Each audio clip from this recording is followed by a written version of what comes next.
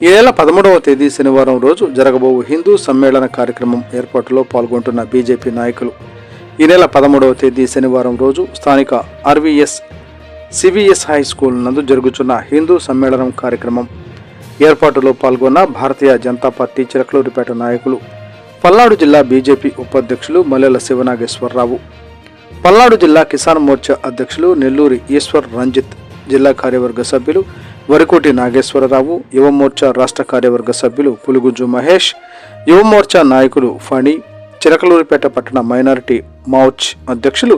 షేక్ మహబూబ్ సుభానీ మరియు ఆర్ఎస్ఎస్కు సంబంధించిన వారు ఈ కార్యక్రమంలో పాల్గొనడం జరిగింది.